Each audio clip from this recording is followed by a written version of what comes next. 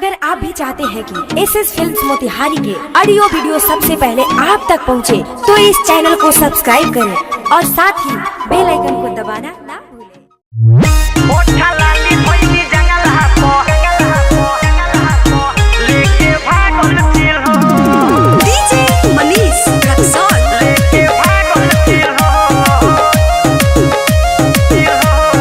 Music by Sunil राज।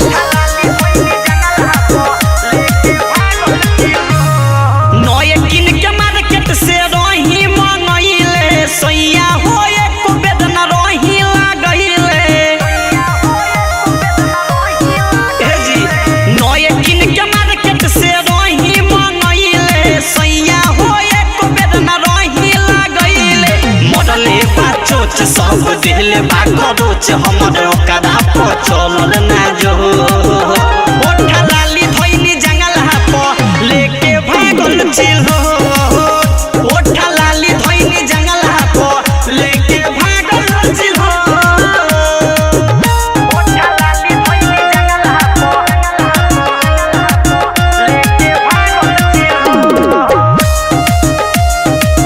लेके भागल चिल्हो। Manish recording studio Raxaul Raghunathpur.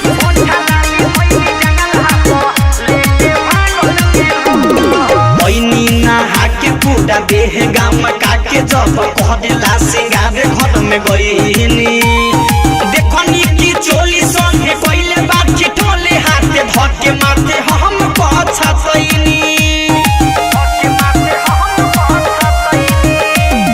बईनी नहा के पूरा देह गाम काके जब कहला सिंगार घर में गईनी देखनी की चोली संगे पहले बात ठिठोले हाथे धके मारते हम पछतईनी।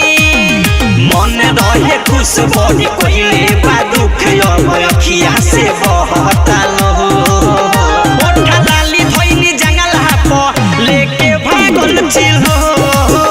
ओठा लाली धइनी जंगल हाप लेके भागल चिल्हो। ओठा लाली धइनी जंगल हाप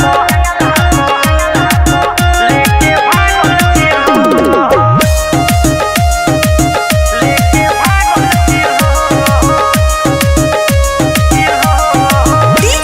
मनीष रक्सौल।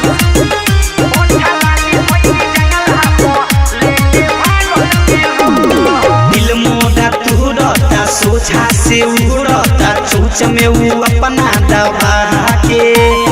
राइटर सिकंदर जाने खदवा के अंदर कब मरले बा मुंह मोहका पाके।